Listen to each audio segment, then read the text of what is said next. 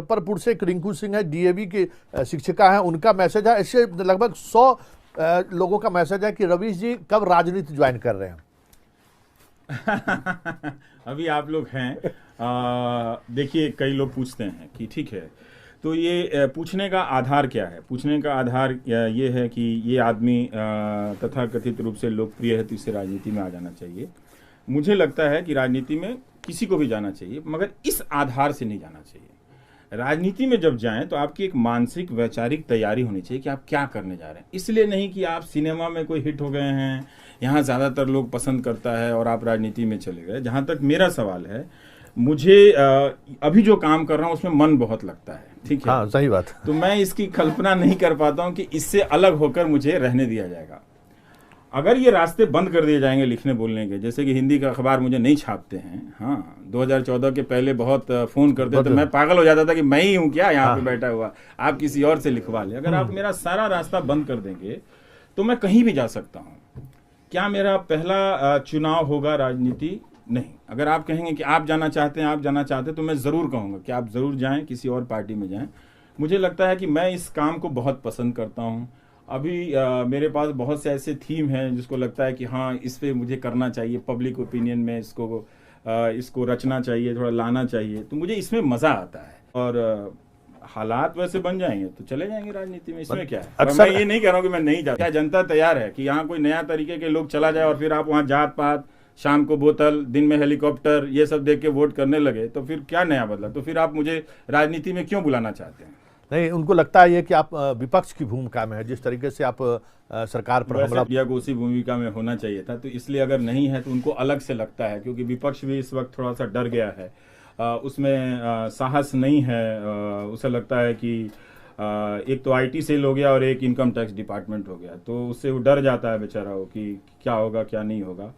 तो हालांकि ये विपक्ष के लिए बहुत सुंदर मौका आया था संतोष जी कि अपने आप को नया करे, नए तरह के मुद्दों के पास जाए, पुरानी गलतियों का मूल्यांकन करे, उस पर माफ़ी मांगने की ज़रूरत है तो माफ़ी मांगे। एक पूरा एक नयापन आना चाहिए था जो नहीं आया। तो उधर से शून्य स्थिति है और कोई पूछ नहीं रहा है, तो फिर लोगों को लगता है कि अच्छा ये पूछ रहा है तो क्या ये विपक्षी पार्टी है। मुझे लगता है कि लोगों को मुझे इस नज़र से फिलहाल नहीं देखना चाहिए कि मैं अभी अपना ही काम कर रहा हूँ। और पत्रकारिता को लेकर आप अक्सर एक नया शब्दावली का आपने उपयोग करना चाहिए, गोदी मीडिया।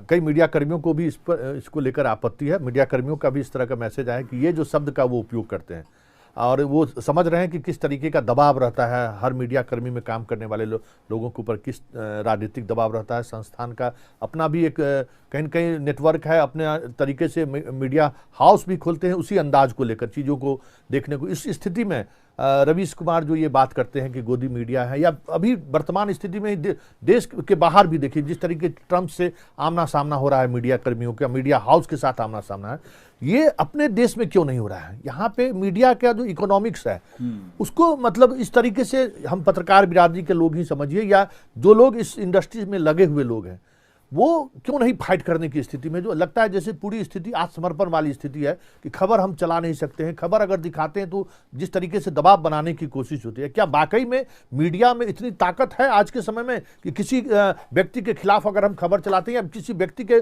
मामले को इस तरीके से सामने लाते हैं तो वो व्यक्ति अगर सही है तो वो मीडिया में दिखाने से उनका कोई कह सकते हैं कि जनाधार खिसक जाए? कि हमारे नेताओं में अभी भी एक खूबी बची हुई है, बहुत लोगों में बची हुई है कि तमाम आलोचनाओं के बाद वो उसी पत्रकार के साथ से सब कुछ सामान्य हो जाता है, चलना पड़ता है। तो ये दो वजह से होता है कि हमारा सिस्टम ऐसा है कि आप कुछ भी सवाल उठाएं, होता तो है नहीं उनको। तो उनको भी लगता है कि अरे इसने खबर कर ली, मेरा तो कुछ बिगड़ा नहीं, कितनी लड़ाई करेंगे, चलो 1 महीने के बाद फिर से दोस्ती कर लो। तो वो सामान्य हो जाते हैं और वैसे भी ठीक ठाक हैं मतलब अगर देखा जाए तो। लेकिन अभी जो बदलाव ये हो रहा है कि हर तरह के नेताओं में, और इसको आप सिर्फ प्रधानमंत्री की कार्यशैली से ना जोड़ें, आप राज्यों में भी ले जाएं। राज्यों में मुख्यमंत्रियों की अपने खिलाफ या उन्हें ना जचने वाली खबरों के प्रति सहनशीलता कम हुई है और वो चली आ रही थी जो कोने में मौजूद थी कि कोई लोग था, अब उसका वो व्यापक चेहरा बन गया है। तो वही जो लोग आप पत्रकारों के ऊपर दबाव है तरह तरह का, जिसको वो लेकर उनका दम घुटता रहता है, मैंने इस शब्द के जरिए उनकी बात लोगों के सामने रख दी, और ताकि लोगों को पता चले कि जब वो एक न्यूज़ चैनल देखते हैं केबल कनेक्शन लेते हैं तो उसके 300-400 रुपये देते हैं, अखबार के 300-400 रुपये देते हैं, और डेटा के लिए भी, तो कुल मिला के वो अपनी मेहनत की कमाई का 1000 रुपया खर्चा करते हैं। इतना पैसा नहीं होने के कारण कोई नौजवान BSNL का फॉर्म नहीं भर पाता, क्योंकि फॉर्म भरने का जो पैसा है वो 1200 रुपया है। बताइए, तो आप नेताओं को निःशुल्क फॉर्म भरने का आंदोलन चलाना चाहिए। ये आप लोगों को आइडिया नहीं मिलता, लेकिन फिर भी मैं दे रहा हूँ, इससे नौजवानों को फायदा होगा। पर कोई सवाल नहीं कर रहा है संतोष जी। सवाल करने से क्या होता है ना कि हमारे नेता, हमारा सिस्टम, राजनीति और खुद पत्रकारिता सब बेहतर होता है। हाँ, सवाल इतना डर और एंटी अपोजिशन जर्नलिज्म हो रहा है इस देश में कि अगर आपको एक पत्रकार है, वो कभी किसी को लॉबी बोलता है, कभी किसी को कुछ बोलता है, और वो दिन भर उसको, मतलब एक MP के पीछे आप 4-4 कैमरामैन भेज देते हैं।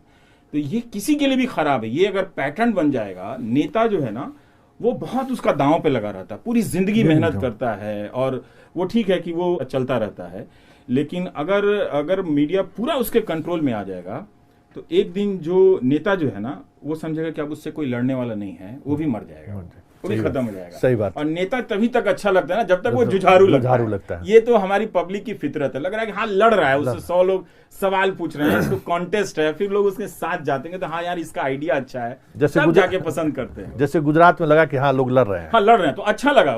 देखिए उस रिजल्ट के बाद किसी को कोई मलाल नहीं रहा, सबको लगा कि हाँ एक इलेक्शन हुआ, लड़ाई हुई, ठीक है, उसमें कोई एक जीता। लेकिन जब एक तरफा हो जाता है, कोई लड़ने वाला नहीं होता है, तो नतीजे के बाद वो पार्टी तो खुश रहती है, लेकिन जनता में एक दूसरी तरीके की मायूसी आ जाती है।